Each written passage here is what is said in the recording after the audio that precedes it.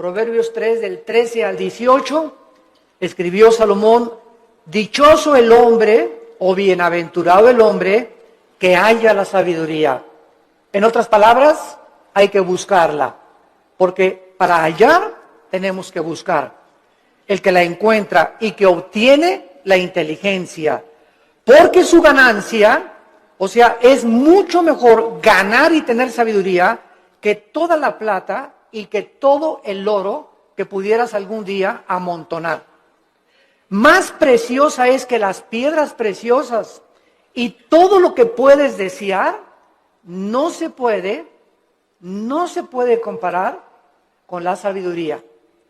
Largura de días está en su mano derecha, en su izquierda riquezas y honra. Sus caminos son caminos deleitosos, todas sus veredas son paz.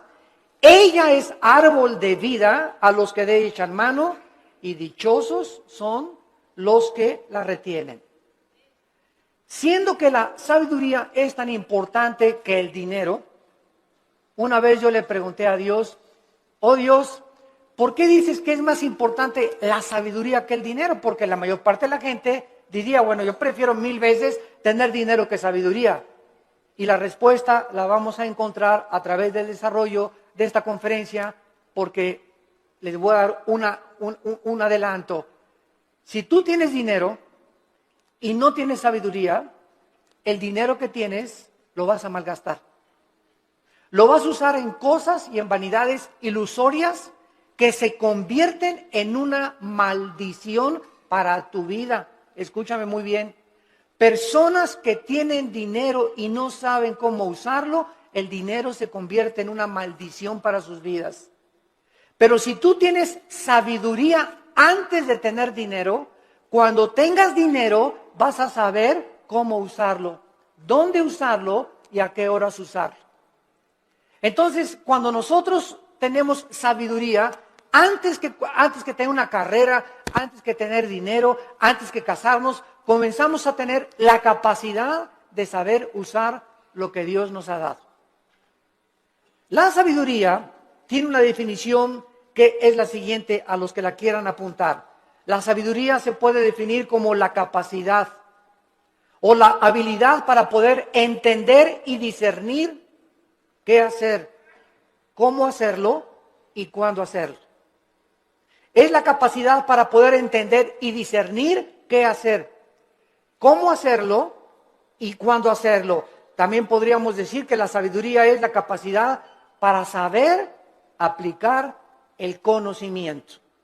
El conocimiento nos lo da la Biblia.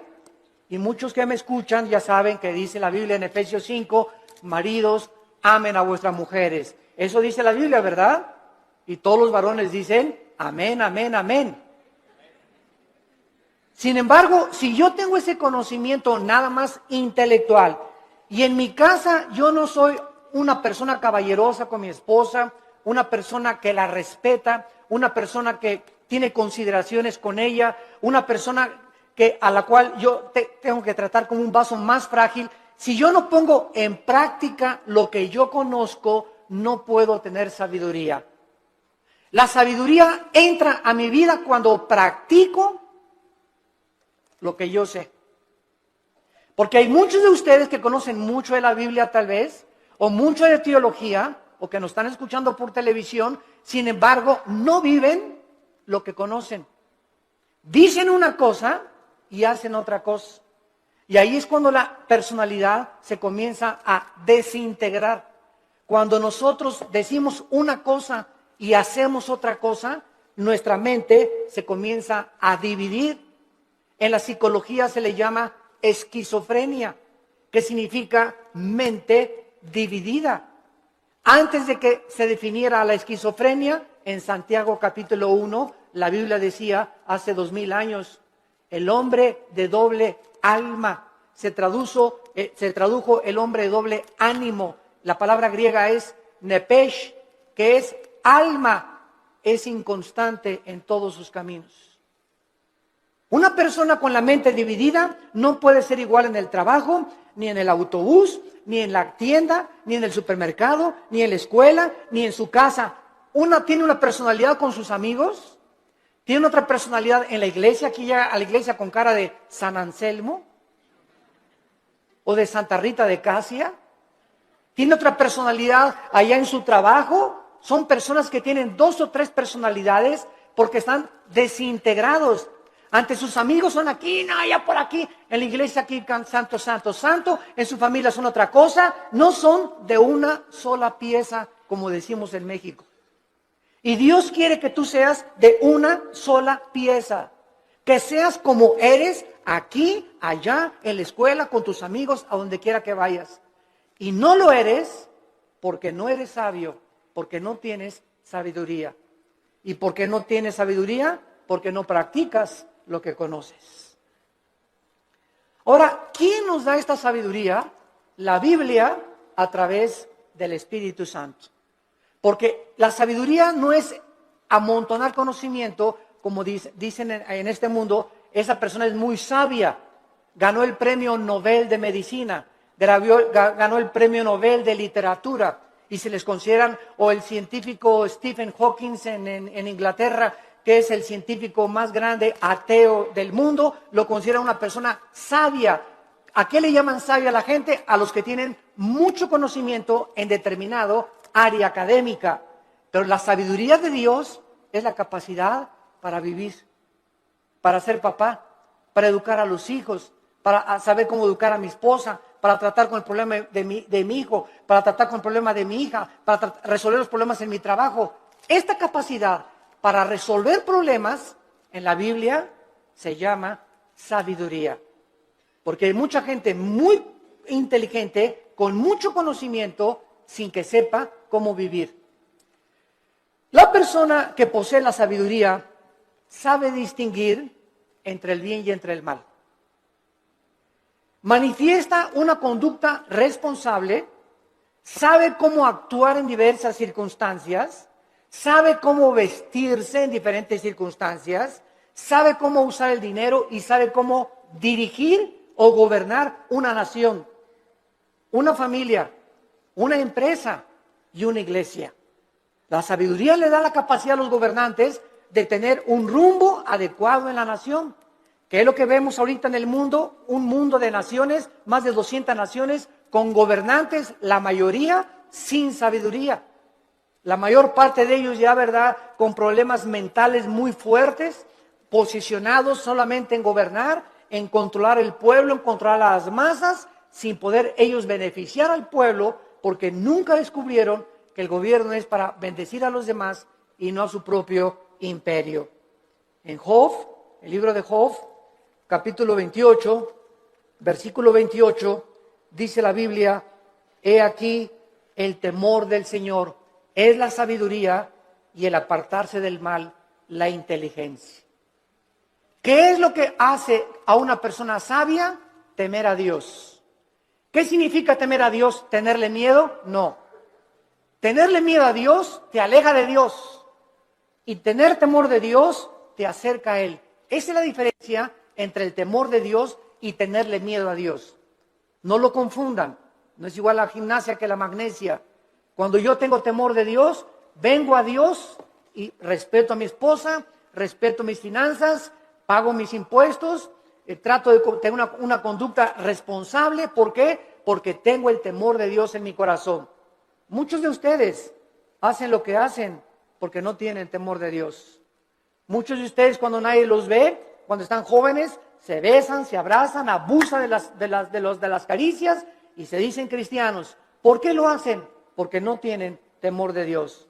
Muchos varones viajan y cuando se meten a un hotel, no está la esposa, no hay nadie, alquilan una película pornográfica. ¿Por qué lo hacen? Porque creen que nadie los ve. Pero cuando tú tienes conciencia de que Dios te ve, no harías las cosas que tú haces si tuvieras el temor de Dios. Esta es la razón por la cual Salomón, regresamos ahora a nuestro pasaje, estaba preocupado por ser un rey sabio.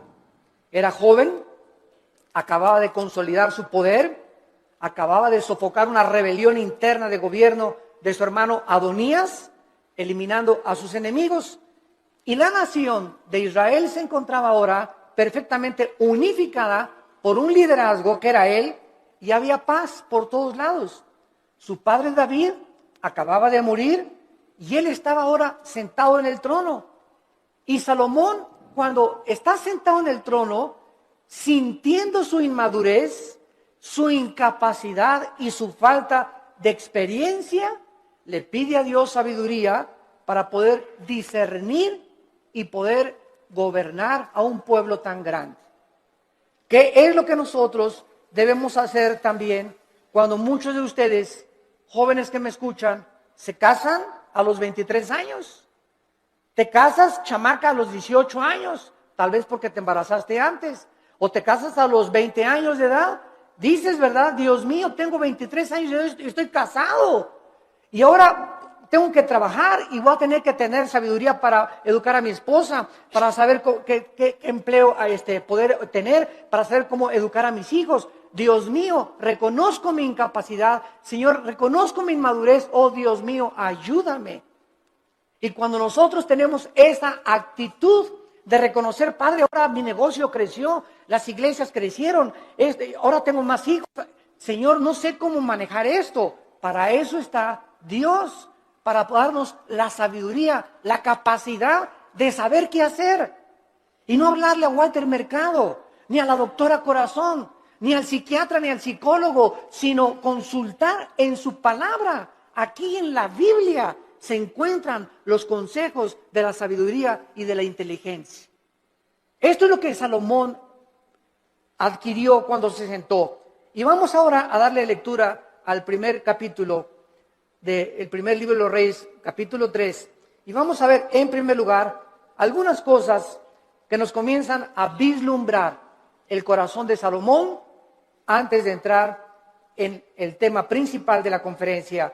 Veamos en primer lugar en el versículo 1 el compromiso político y diplomático que Salomón comenzó a ejercer.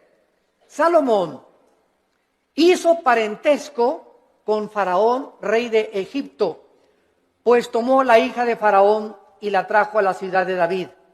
Entre tanto que acababa de edificar su casa y la casa de Jehová y los muros de Jerusalén alrededor. Salomón, entrando a su reinado, inmediatamente supo que necesitaba a Egipto, que necesitaba a Siria, que necesitaba a Jordania, que las naciones de alrededor eran importantes para poder tener una buena relación política y diplomática. No quería la guerra. Entonces, Salomón, en aquel tiempo, los países hacían alianzas dando a la hija del rey al hijo del otro rey o al rey mismo. Entonces, los matrimonios en tiempos de Salomón eran por compromiso político. No necesariamente Salomón se enamoró de la hija de Faraón, tal vez ni la conoció, sino simplemente al ser la hija de Faraón de Egipto y casarse con Salomón, rey de Israel, Egipto e Israel hacían una unidad, hacían un compromiso a través del matrimonio. Es lo que significa la palabra hebrea parentesco en el versículo 1. No veo que muchos tengan sus Biblias en esta mañana. Trajeron el Calimán. La palabra parentesco es la palabra chatán en el hebreo. Chatán, que significa compromiso a través de un matrimonio político. Es la palabra que usaban para poder llevar a cabo los matrimonios políticos. Muy bien. Sin embargo, cuando Salomón adquiere el compromiso por política y diplomacia con la hija del faraón, Salomón estaba violando una ley que dice en el libro de Deuteronomio, capítulo 17, versículo 14. Deuteronomio 17, 14, que Dios había dado en el monte Sinaí a Moisés para los gobernantes. Dice Deuteronomio 17, versículo 14, cuando hayas entrado en la tierra que Jehová tu Dios te da, y tomes posesión de ella y la habites, y digas, pondré un rey sobre mí, como todas las naciones que están en mis alrededores, ciertamente pondrás por rey sobre ti al que Jehová Dios escogiere. De entre tus hermanos pondrás rey sobre ti. No pondrás hombre extranjero que no sea tu hermano, pero él no aumentará para sí caballos, ni hará volver al pueblo a Egipto, con el fin de aumentar caballos, porque Jehová los ha dicho, no se vuelvan nunca por este camino. Versículo 17, ni tomará para sí muchas mujeres. Dios siempre estuvo en contra, ¿verdad?, de la poligamia, siempre, siempre. El hecho que Salomón y el hecho que David hayan tenido varias mujeres no implica que era la voluntad de Dios, porque la voluntad de Dios es doble. La voluntad de Dios es permisiva y la voluntad de Dios es directiva. Dios te da permiso de que te cases con ese roto quinto patiero. Dios te da permiso de que te hagas socio de esa persona que no es cristiana. Pero no significa que al permitirte Dios que hagas lo que hagas, no significa que era su voluntad que te casaras con ese muchacho o con esa muchacha, porque lo hiciste encaprichado en hacer algo y Dios nos deja que nosotros recojamos las consecuencias de lo que hemos arado y de lo que hemos sembrado. La cosecha es de nosotros, pero no significa que era la voluntad directiva de Dios. La voluntad directiva de Dios es: yo tengo para ti una mujer que te va a ser fiel, que va a ser la mujer de tus hijos. Espera el tiempo en que yo te la traiga. Si tú te impacientas, te casas con la equivocada y te va como infierno. Y después cuando te cases, pues es que Dios, si hubiera querido, hubiera impedido que me casara con Chencho. ¿Sabes una cosa? Dios te dejó que te casaras con Chencho y claro que lo podía impedir, pero si lo hubiera impedido, hubiera violado tu libertad, el libre albedrío. Y ya no seríamos, ¿verdad?, personas, agentes morales, seríamos robots y seríamos títeres de un Dios que Él hace lo que Él quiere. Y Él nos ha dado el libre albedrío para que seamos responsables de las decisiones y las consecuencias que las decisiones que hagamos vamos a recoger. Vamos a ver después cómo acabó Salomón precisamente por estas decisiones equivocadas que llegó a hacer. En segundo lugar, dice el versículo 2 que hasta entonces, o sea, hasta el tiempo de Salomón, el pueblo sacrificaba en los lugares altos, donde regularmente los paganos hacían los sacrificios. Y Dios nunca quiso que Israel sacrificara en los lugares altos, pero hasta que Salomón acabó el templo y se ofrecieron sacrificios en el lugar donde Dios quiso que se ofrecieran, Dios permitió que se llevaran a cabo sacrificios en los lugares altos. Dice el versículo 2, porque no había casa edificada al nombre de Jehová hasta aquellos tiempos. Salomón tenía una capacidad, en segundo lugar, como constructor. Si ustedes leen todo el primer libro de Reyes, es increíble la arquitectura, la hermosura de la decoración del templo de Salomón, de los cuadros que mandó traer. Tenía 12, su trono tenía leones de oro en las escaleras. Su trono donde Salomón se sentaba era de oro puro. Nunca ha habido, nunca en la historia, ni Bill Gates, ni el señor Slim, ni los Kennedy, ni los Rothschild, ni ningún millonario ha tenido el dinero que ha tenido y las riquezas del rey Salomón. Pero al mismo tiempo que Salomón ha tenido las riquezas inimaginables que cualquier persona haya podido alcanzar, ni los árabes tampoco, ni los sheiks en Arabia, Salomón al mismo tiempo, vamos a ver, era el hombre más sabio de toda la historia que ha existido. El hombre más sabio, imagínense, tenía millones de billones de riquezas y al mismo tiempo tenía la sabiduría que al final de su vida la hizo a un lado y pues ya es otro cantar, ¿verdad? Él se aparta de Dios, apostata y después regresa a Dios y escribe el libro de Eclesiastés, que es el compendio de sabiduría después de Proverbios más grande de toda la Biblia, el libro de Eclesiastés. Muy bien, ahora sí, vayamos a comenzar a analizar esta oración que Salomón, consciente de su inmadurez, comienza a hacerle a Dios. Dice el versículo 5, y se le apareció Jehová a Salomón en Gabaón. Se le apareció Jehová a Salomón en Gabaón. ¿A cuántos de ustedes se les ha parecido Dios? Todos podemos decir, ¿verdad? A ninguno. Pero esto es una verdad parcial, porque cada vez que hables la Biblia, se te aparece Dios. Ya no tenemos manifestaciones visibles de Dios, ni audibles, como en los tiempos antes en el Antiguo Testamento.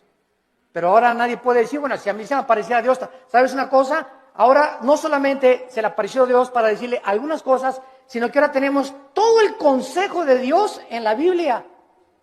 Todo lo que Dios tenga para decirnos ya se encuentra en la Biblia. Después de la Biblia no hay nada más que Dios nos tenga que decir. Por eso la Biblia es un libro sellado. El que le agregue algo a estas palabras o el que le quite algo a estas palabras, dice Apocalipsis capítulo 22, las maldiciones de este libro caerán sobre esa persona. Por eso cuando oímos, ¿verdad?, que tantas cosas de profecías, y el Señor me dijo que iba a entrar una muchacha con vestido verde y vas a casar con ella.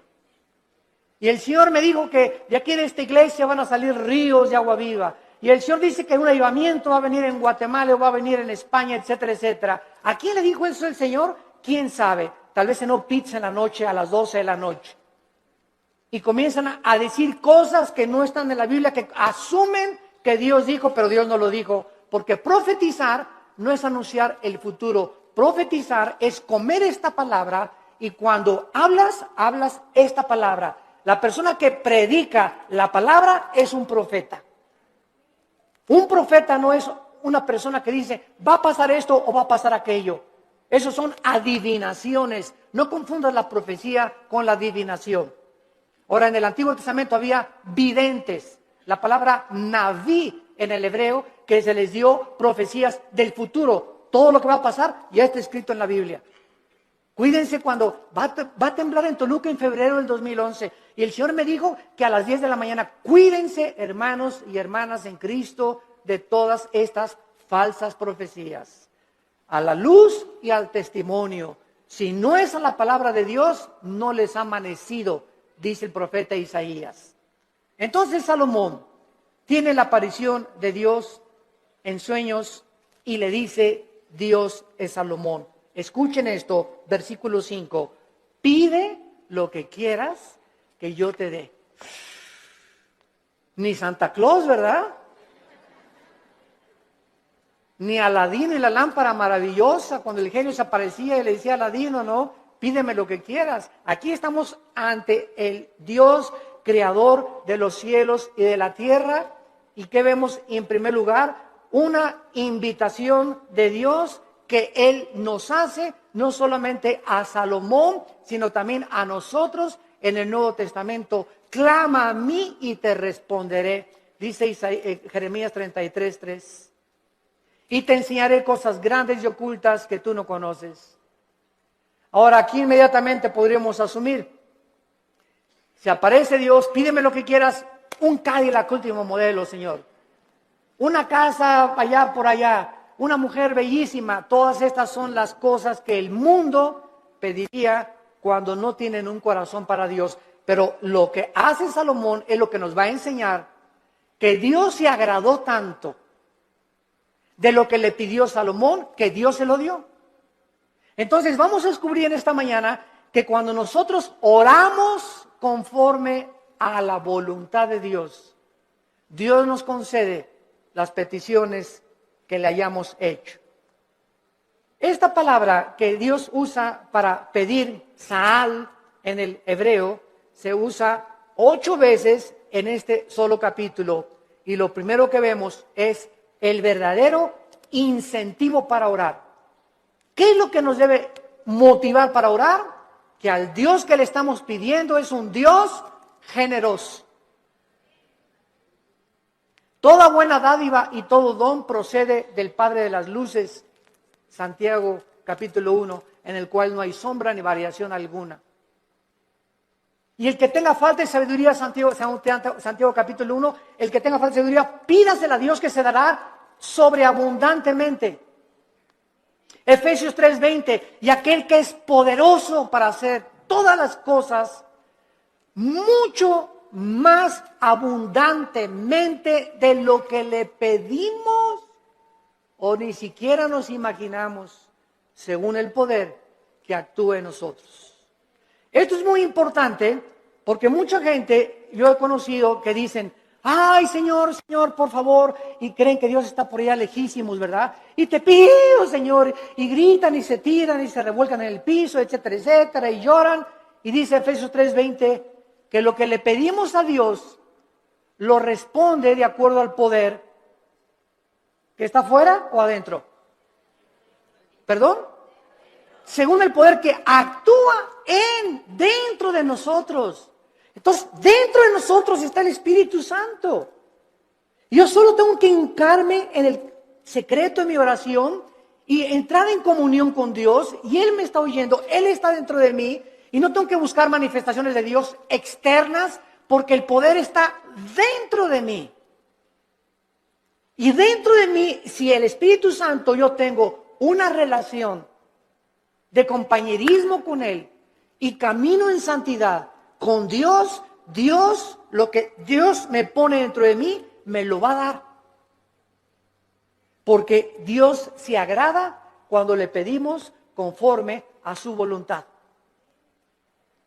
Aunque nosotros no somos reyes ni gobernantes como Salomón, con el mismo nivel de responsabilidad que tenía Salomón, ¿acaso no es al mismo Dios que al que se acercaba Salomón en el Antiguo Testamento en oración? En Primera de Juan, capítulo 5, en el Nuevo Testamento, Primera de Juan, capítulo 5, versículo 14 y 15, dice la Biblia, y esta es la confianza que tenemos en Él. Cuando comenzamos a orar, si no hay esa confianza en ti, no ores.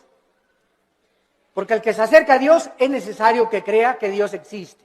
Esta es la confianza que tenemos en Él, que si pedimos alguna cosa conforme a su voluntad, conforme a lo que Dios quiere para nuestra vida, Él nos oye. Si yo tengo un niño de 10 años y me dice, papá, cómprame un BMW, ¿se lo voy a comprar? Ay, papá, no me quieres porque no me compras un reloj Rolex de oro. Chamaco de 15 años, pirruris. ¿Por qué no se lo doy? Porque no es que yo no ame a mi hijo, claro que lo amo a mi hijo, pero no se lo doy porque no puede él todavía llevar tantas alhajas en su cuerpo, ni tener un coche último modelo a los 15 años, porque le hago un mal más que un bien. Ahora, si él comienza a conocer, si mi hijo tuviera la sabiduría a los 10 o 15 años de conocer que él no tiene la madurez para poder usar las cosas que él quisiera, no me pediría eso. Entonces me diría, papá, dame un reloj conforme a lo que tú crees que debo de usar. Dame un coche, conforme el coche que tú quieras, dámelo. Ya no le pediría un Cadillac, sino, Señor, lo que tú me quieras dar. Entonces, es importante que nosotros sepamos cuál es la voluntad de Dios para nuestras vidas. ¿Y cómo la puedes saber? Leyendo la Biblia. ¿La lees diario? ¿La memorizas diario? Este año, si te pasara aquí al frente, a ver, pásala aquí, Pancho Pancholín. ¿Cuántos versículos ahorita, dinos de memoria a toda la iglesia, o cuántos capítulos de la Biblia memorizaste en el año 2010? ¿Te sabes el Salmo 23 de Perdis? ¿Te sabes de Perdis el Salmo 91? ¿O nada más sabes Juan 3:16? De tal manera amó Dios al mundo que dio su Hijo unigénito. ¿Cuántos versículos memorizas a la semana? Si tú no memorizas la palabra de Dios no la puedes guardar en tu mente. Si no la guardas, no la puedes meditar. No puedes pensar en ella, murmurarla, reflexionar en ella, ponderar en ella, porque necesitamos memorizarla, masticarla, asimilarla y guardarla en nuestro corazón. Y ahí se queda, y largura de días y años de vida y paz te aumentarán, y la sabiduría comenzará a manifestarse en tu vida. Hermanos, el cristianismo no es venir aquí solamente el domingo, de 9:30 a 11 de la mañana, o de 12 a 3 al servicio a la iglesia que tú vayas. El cristianismo es creer lo que Dios dice, Josué de día y de noche medita en este libro de la ley, le dijo Dios en Josué 1, 8 y 9, para que prosperes. Ay, hermano, no salgo de perico perro. Y en el 2010 no me alcanzó ni para la colegiatura, no tengo ni para el aguinaldo, no tengo esto, no tengo aquello. Y Dios te pregunta, ¿y por qué si tienes un padre millonario? Es como el que estaba sentado ahí en la banqueta sin zapatos y con un taquito y nada más así. Y llega una persona, ¿y quién eres tú? Soy hijo soy hijo del rey de Inglaterra. ¿Y por qué estás ahí sentado en la banqueta? Y traía el muchacho una chequera aquí. Pues porque no creo que mi papá me vaya a lo que me tenga. Mira, la chequera la tienes en blanco y tu papá te dio la chequera en blanco para que pongas la cantidad de los cheques que tú quieras. No tienes por qué estar como un limosnero pidiendo en la calle. Y la chequera es la Biblia. Tenemos la chequera de Dios para que la guardemos aquí en nuestro corazón y no andemos ahí mendigando ni causando lástimas. Tenemos un Padre que nos quiere dar todo, pero ¿por qué no nos los da? Porque le pedimos conforme a nuestros gustos. Le pedimos cuando lo necesitamos, cuando tenemos una tragedia, cuando viene un problema moral, cuando nos enfermamos, cuando estamos en el hospital. Señor, ayúdame. Señor, te pido, mi hija se fue a mi casa. Ayúdame con este negocio. Y ya no tengo dinero y no me alcanza. Pero los días anteriores, los meses anteriores, ¿has tenido compañerismo con Él? ¿Lo has amado con todo tu corazón? ¿Eres santo? ¿Amas a tu esposa? ¿Bendices a tus hijos? ¿Les enseñas la palabra de Dios a tus hijos? ¿Eres honesto en tus negocios? Entonces Dios no puede darte, porque el que es infiel en lo poco, en lo mucho lo es. Si Dios te bendijera y te diera y te ayudara, te echaría a perder, porque no tienes la sabiduría para vivir y tener lo que Dios te quisiera dar. Reflexionen y mediten en esto profundamente, santos de Dios. A continuación, dice el versículo del 6 al 8, no solamente que tenemos el incentivo para orar, la generosidad de Dios. Ahora veamos el fundamento de la oración, la seguridad de que Dios nos va a oír. Dice el versículo 6 y 7, Primera de Reyes capítulo 3, si Salomón dijo, dame un Cadillac, hazme millonario, dame $1,000,000 y le doy $500,000 de ofrenda a la iglesia. Es la oración de casi todos los cristianos. Bendíceme, Señor, si me das 5 millones de pesos, te prometo que le doy 3 millones de pesos a la iglesia. ¿Sabes una cosa? ¿Cuánto tienes ahorita en el bolsillo? Pues ahí tengo como unos 5,000 pesos. Primero sé fiel con los 5,000 pesos antes que me pidas 5 millones de pesos. Y si no has sido fiel con lo poquito que te he dado, tampoco lo vas a hacer cuando yo te lo dé. A mí no me ves la cara, dice el Señor. Dios no puede ser burlado. Entonces tenemos que entender eso, ¿verdad? Vean ustedes ahora cuando Dios le dice a Salomón, pídeme lo que quieras. ¿Por qué Dios le concedió a Salomón lo que le concedió? Salomón le contestó, en primer lugar, tú hiciste gran misericordia a tu siervo David, mi padre. En primer lugar, recuerda, antes que nada, antes de pedirle, recuerda lo que él había hecho con su padre anteriormente. Dice a continuación, porque él anduvo delante de ti en verdad, en justicia y con rectitud de corazón para contigo. En segundo lugar, recuerda que su padre recibió de Dios lo que recibió porque David anduvo en integridad. ¿Qué es integridad? Hacer lo que nosotros decimos. Vivir lo que nosotros predicamos. Si tú predicas una cosa y vives otra cosa, no eres una persona integral, íntegro. Te estás desmoronando, te estás desintegrando, tu mente se está dividiendo y se puede dividir en 2 partes, en 3 partes, hasta en 4 partes. Y después los psicólogos entran y dicen desórdenes múltiples de la personalidad humana. Personas que tienen hasta 5 personalidades y que se consideran como psicópatas, que ya tienen que ser internados en un hospital para enfermos mentales, que nunca su problema fue el problema mental, su problema fue que nunca resolvieron sus pecados pasados. No quisieron oír la voz de Dios en sus corazones.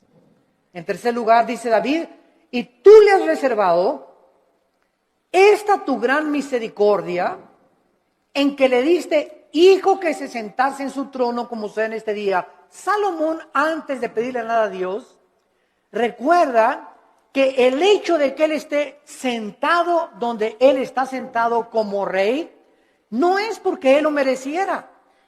Era inmaduro, no había hecho nada para Dios, estaba construyendo apenas el templo, sino que Salomón dice, yo estoy como estoy y yo estoy como rey de Israel porque tú hiciste un pacto con mi papá. Y por la misericordia que le tuviste a mi papá, yo estoy sentado aquí. Yo no merezco estar sentado aquí. Lo estoy por causa de la misericordia que tú tuviste para con mi padre. Y esto es algo muy importante porque muchos de ustedes están donde están por las oraciones de tu mamá, por las oraciones de tu padre, tal vez las oraciones de tu abuelo que tú no llegaste a conocer. Pero Dios nos ha prometido, la generación de los justos será bendita.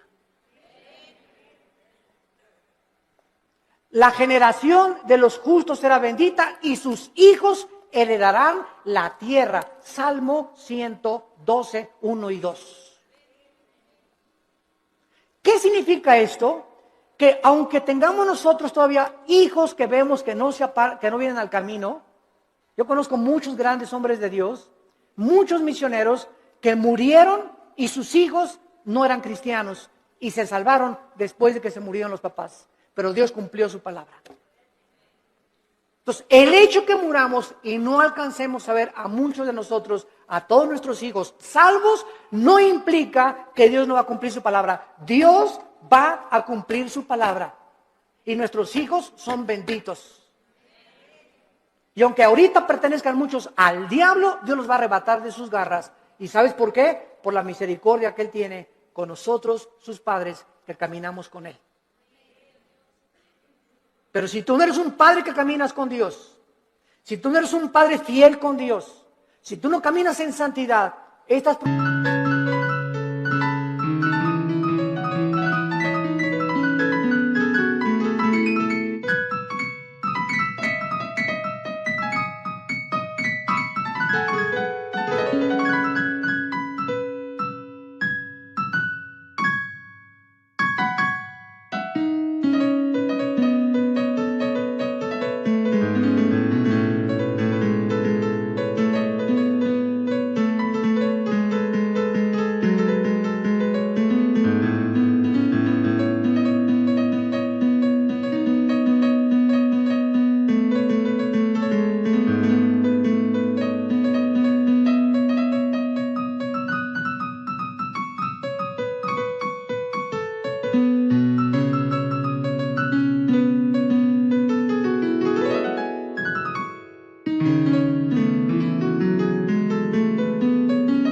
promesas no pueden tener cumplimiento.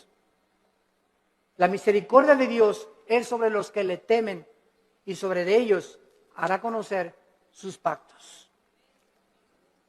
Y vemos enseguida cuando le dice Dios, cuando le dice Salomón en el versículo 6, finalmente, tú le has reservado esta misericordia en la que le diste hijo que se sentase en su trono, como sucede en este día. Vemos la fidelidad de Dios de una forma maravillosa. Y dice la Biblia en el versículo 7, ahora pues Jehová Dios mío, o sea, habiendo reconocido Salomón la misericordia que Dios tuvo para con su padre, y el hecho que él esté donde está, que lo hacía indigno, tú me has puesto a mí, tu siervo, por rey en lugar de a mi padre, y yo soy joven, y no sé cómo entrar ni salir, y tu siervo está en medio de tu pueblo, al cual tú escogiste, un pueblo grande que no se puede contar, ni tampoco enumerar. Salomón finalmente comienza a orar porque al recordar la misericordia con su padre, sabe que lo que Dios dice lo cumple. ¿Qué hace que nosotros oremos? La fidelidad de Dios. Dice en Efesios 3:20, y aquel que es poderoso para hacer las cosas mucho más abundantemente. Tú le pides a Dios algo, lo que Él te va a contestar es mucho más allá de lo que tú te imaginaste que te iba a contestar. Yo recuerdo, les conté hace algún tiempo, En 1977, 78, yo comencé a entrar al ministerio de tiempo completo. Yo trabajaba en un hotel en Acapulco, el hotel que es ahora el Emporio, creo, el Continental. Estaba de gerente general del hotel. Y cuando entro en el 77, 78, me fui de misionero con unos misioneros norteamericanos. Nos llevaron a la Sierra de Guerrero, con la frontera con Oaxaca, Coajimalpa, la Costa Chica, la Costa Grande. Todo eso anduve 3 años de misionero.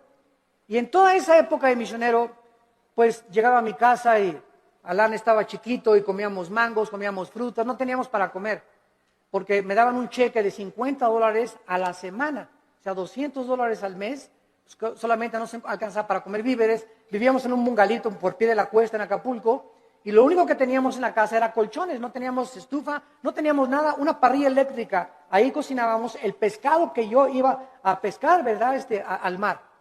Entonces, durante todo ese tiempo, Dios me mostró su fidelidad. Nunca nos faltó pescado, nunca nos faltaron mangos en los árboles, ni tampoco manzanas, y peces. Aventaba el anzuelo y a las 2 o 3 horas agarraba 3 o 4 huachinangos y grandes peces, y comíamos ostras, y comíamos las cucarachas que se pegaban en las piedras. Me bajaba a bucear y las raspábamos así con limoncito, ¿verdad? Ricas así, y eso es lo que comíamos por 3 años.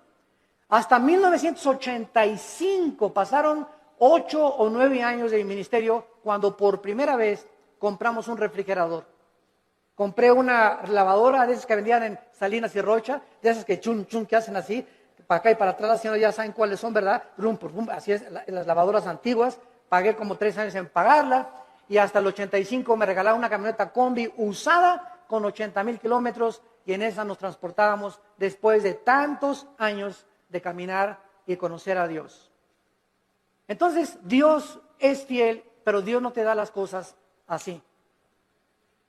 Y ahora todo el mundo quieren casarse, ya quiero un plasma, y quiero tapetes persas, y cortinas que vengan de España, y cuadros así, y quiero un coche último modelo, y ya todo el mundo ahorita es una ambición. Pastores que ya quieren una iglesia grande, ya quieren 500 personas, etcétera, etcétera, cuando no saben que irá andando y llorando el que lleva la preciosa semilla, y regresará con gozo trayendo las gavillas. Hay que arar y arar y arar la tierra, y caminar y arar. El ranchero va rompiendo la tierra, y primero aras, primero rompes, sudas lo que tú estás haciendo, y después ya vienes y siembras la semilla, y después viene la tercera fase, que es la cosecha. Tenemos que arar, tenemos que sembrar y tenemos que cosechar. Pero si tú no trabajas, si tú no aras y no siembras, ¿por qué esperas recoger?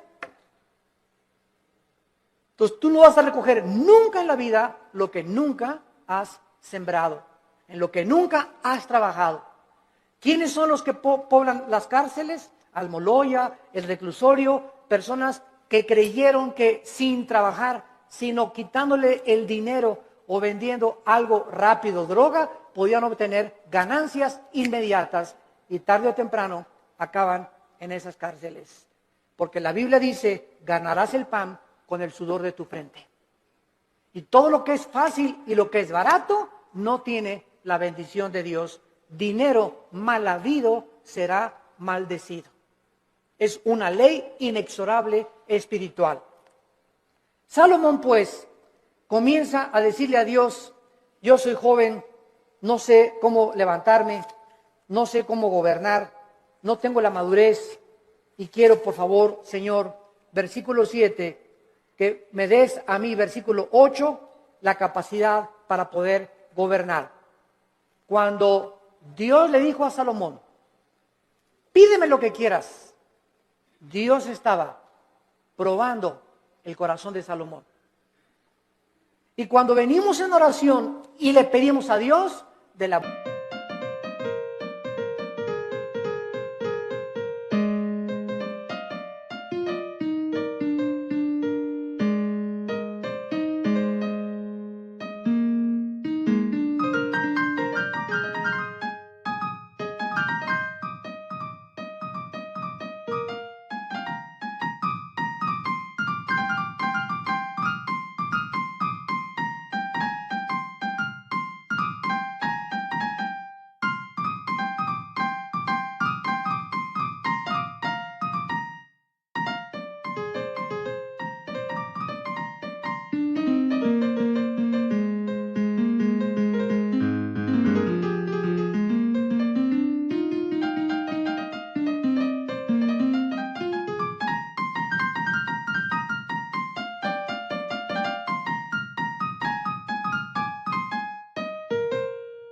abundancia de las palabras, de la abundancia del corazón, habla la boca.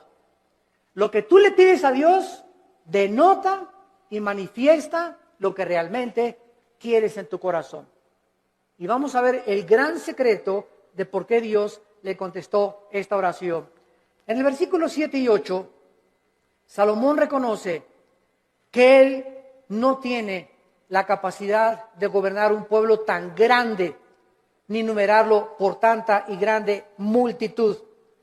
Su principal capacidad de la cual él comienza a reconocer es que él necesitaba una cosa importante. Versículo 9. Dale, es lo primero que Salomón le pide. Dame un corazón entendido. Por favor, la palabra entendido es shama, que significa oír o escuchar. Vamos a ver, vamos por orden, esto es muy importante, síganme con cuidado. Dame un corazón que sepa escuchar a la gente. Es lo que significa entendido. Shama, viene de la palabra hebrea Shema. Cuando dicen en Deuteronomio 6, Shema Yisrael Adonai Elohim Adonai Echad, se tradujo, oye Israel, Jehová tu Dios, uno es. Shema, oye, Shama aquí es escuchar.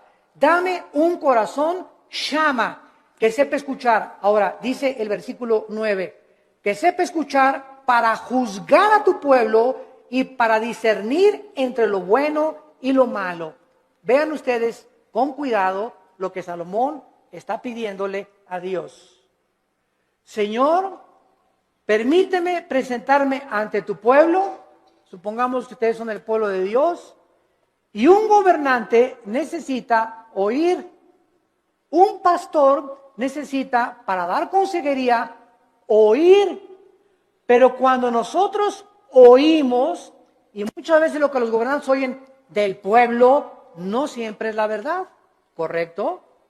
Porque ve una señora, y mi esposo esto y el otro, y bla, bla, bla, bla, y bla, bla, bla, bla, y el pastor o el cristiano que oye a la esposa y asume que la esposa tiene razón sin haber oído la otra parte, al esposo es una persona sin inteligencia ni tampoco discernimiento. Entonces, no creas todo lo que la gente te dice. Y ya supiste que fulano y tal, bla, bla, bla, bla, bla, bla, bla, bla. Y ya supiste que fulanita la vio la noche y bla, bla, bla, bla. Y ya viste lo que se dijo ese pastor que bla, bla, bla, bla, bla, bla. Ten mucho cuidado cuando tú oigas y asumas que lo que te están diciendo es verdad. Entonces, ¿qué necesitamos para saber si lo que nos están diciendo es verdad o no es verdad? Necesitamos discernimiento.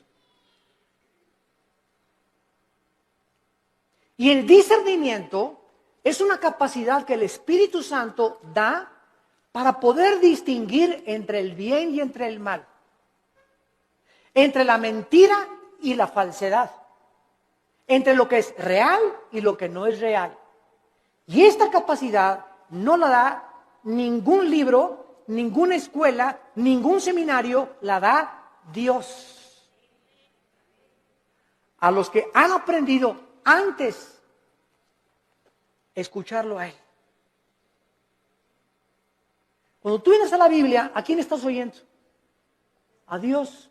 Y tu contacto con la Biblia es diario, la lees y la memorizas y la guardas y la lees en la mañana y antes de acostarte y estás en contacto con la Biblia. Entonces, al estar oyendo a Dios, automáticamente el Espíritu Santo, la palabra de Dios la convierte en discernimiento. Y tú comienzas a manifestar una capacidad en la vida para que cuando estés escuchando algo tengas el juicio adecuado para juzgar. Hasta nuestros hijos. Llega Pepito, papito, que son mustios los chamacos, ¿verdad? Pegó, y no es cierto que le pegó, sino que él viene así porque él le pegó al otro. Pero son expertos los niños en venir en culpar al otro hermanito antes de que sepan que él fue el culpable y le peguen a él. Entonces viene corriendo y cuando el papá ya sabe, espérame, ya te conozco, mijito, ¿verdad? A ver, ya sé, ¿verdad? Y le hablas al otro hermanito y ya sabes que lo que te quiere es chantajear.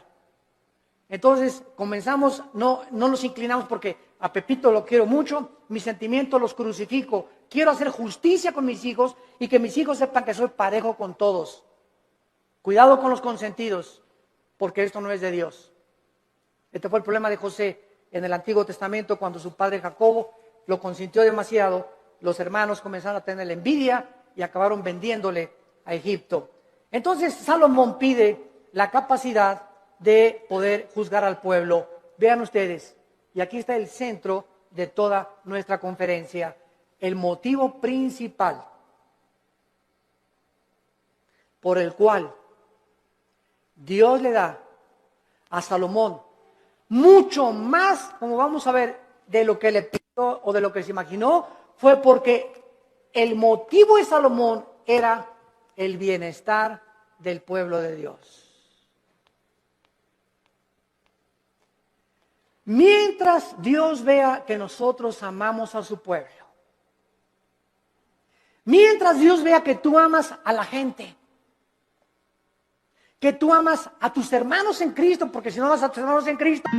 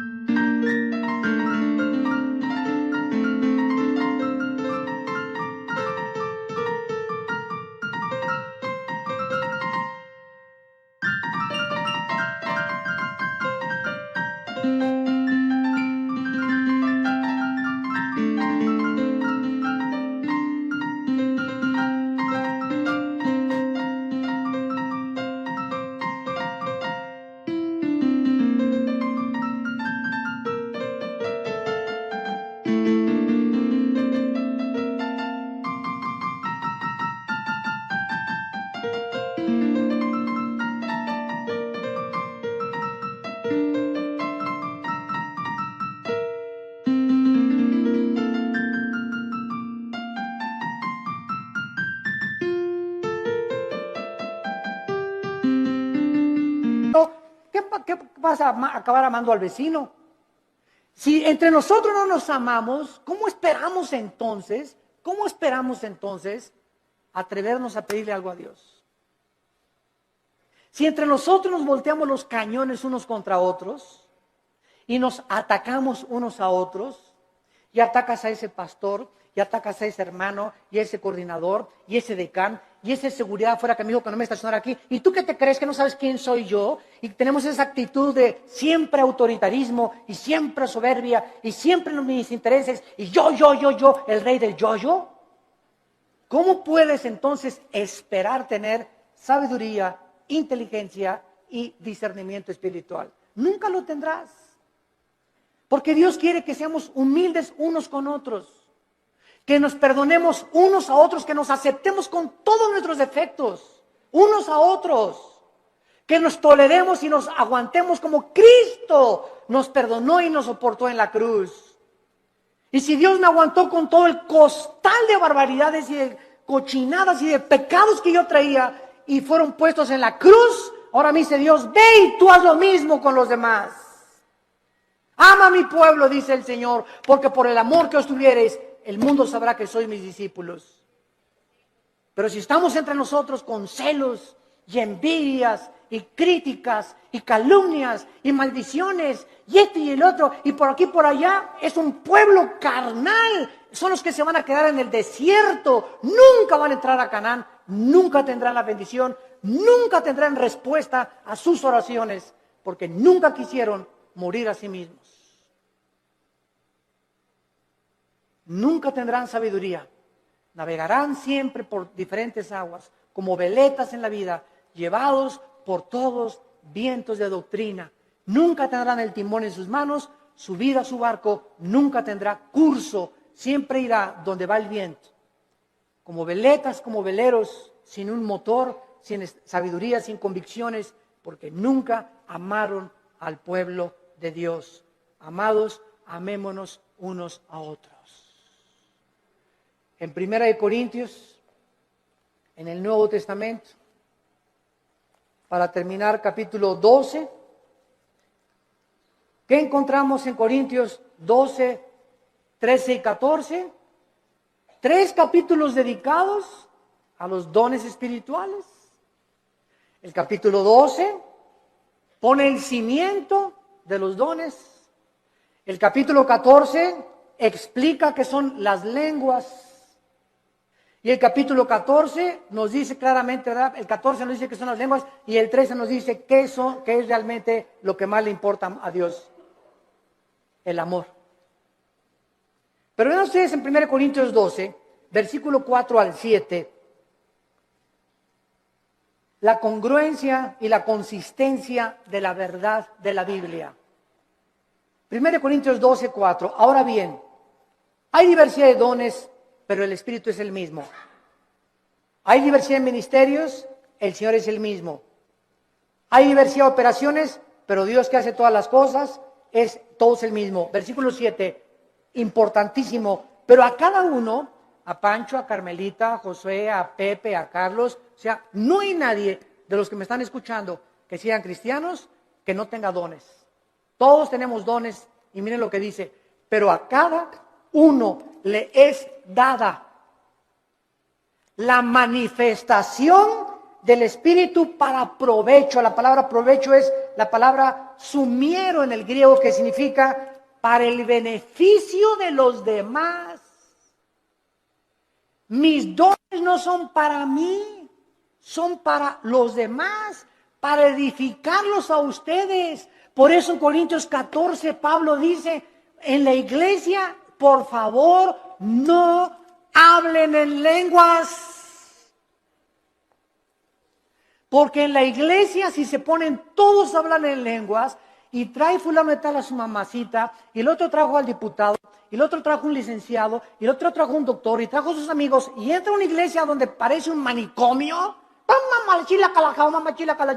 y ¿dónde estoy en el manicure? Van a decir, ¿qué es esto? Dice 1 Corintios 14, van a decir que están locos. Entonces, en la asamblea, cuando estén todos juntos, si quieren hablar en lenguas, que sea por turno y con intérprete. Y si no hay intérprete, cállate. Y no estés ahí en la iglesia, saca la bazuca con las lenguas de la milicia, ¿verdad? Y la persona que está junto a ti, ¿qué le pasa, verdad? Que denle su chocho. ¿Por qué no hablamos las lenguas? Porque no son para nosotros, son para edificar. Y cuando hablamos todos no estamos edificando a nadie. Tal vez creemos que nosotros mismos, pero no se trata a nosotros, se trata a los demás. Los corintios eran tan carnales, como todavía hay muchas iglesias actualmente que no han entendido el uso de los dones espirituales. Nunca son para nuestra edificación, es para la edificación de los demás.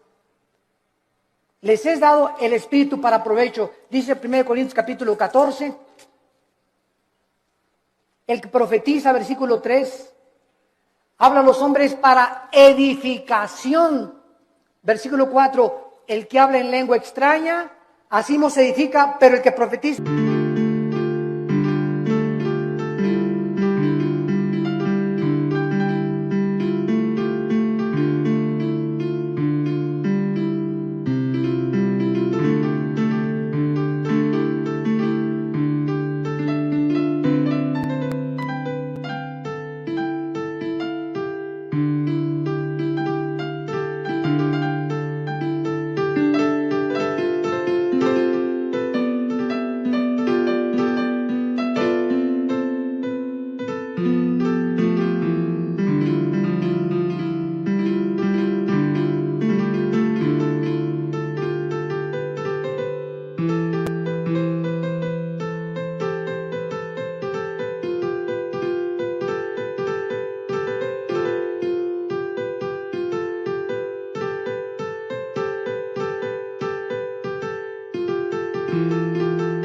edifica a la iglesia. Versículo 5, así que quisiera que todos hablaran en lenguas, pero más que profetizaran, porque mayor es el que habla, el profetiza, que el que habla en lenguas, a no ser que las interprete, para que la iglesia reciba edificación. Versículo 12, así también ustedes que anhelan dones espirituales, procuren abundar en ellos para edificación de la iglesia. Más de 7 veces en un capítulo dice Pablo, los dones son para los demás, para el beneficio común. viven para los demás. Padre, dame sabiduría, no para ser sabio, para educar a mi familia. Padre, dame sabiduría para ser pastor y ser un pastor que sepa aconsejar para poder bendecir a tu pueblo. Padre, dame propiedades o dame bienes materiales conforme a ti para edificar a tu pueblo. No nos interesa para mí, para edificar a tu pueblo. Cuando nosotros tenemos en el corazón el pueblo de Dios, Dios bendice sobreabundantemente. Porque nadie vive para sí mismo, vivimos para los demás. Y el secreto de la felicidad, como les decía ayer en el desayuno, es vivir para los demás. Ahí se encuentra el secreto de la felicidad. Tu casa es úsala para la gloria de Dios. Tu coche, úsalo para transportar hermanos, úsalo para el reino de Dios. Tu dinero, úsalo para el reino de Dios. Dios no está en contra de que tengas ahorros, ni que tengas dinero, pero no ahorres más de lo debido. No seas más avaro, no tengas más propiedades de las debidas, porque te conviertes en persona avariciosa. Estás guardando ya de más y mañana te vas a petatear. Mañana cuelgas los tenis, como dicen los jóvenes. Mañana partimos tal vez a casa y lo que has hecho, ¿para quién se le quedó cuando se pudo usar para la gloria de Dios? Cuando tenemos ya esa visión, Dios nos comienza a derramar abundantemente todas aquellas cosas que Él anhela, porque Él busca instrumentos a través de los cuales Él pueda canalizar su gracia y sus bendiciones para los demás. Abraham, desde el principio de la Biblia, Abraham, te voy a bendecir para que tú seas bendición a las naciones. Todo lo que Dios nos da no es para echarle aquí y aquí y aquí. Dios me da para darlo. Dios me da para darlo. Si Dios me da y lo sigo guardando y no lo saco, me va a romper las bolsas y lo que tengo no lo voy a aprovechar. Y entonces el diablo viene, como dice Malaquías 3, el devorador, y se lleva aquello que le pertenecía a Dios. Nos comienza a robar lo que le pertenecía a Dios, porque no hemos entendido que la sabiduría es para bendecir al pueblo de Dios. Gracias por tu palabra, Señor, en esta mañana. Te damos gracias, Señor, porque eres inmensamente generoso y bueno para con todo tu pueblo. De tal manera nos has amado que diste a tu Hijo. Y si a tu Hijo lo sacrificaste, ¿cómo no nos darás todas las cosas? Si nosotros te las pedimos,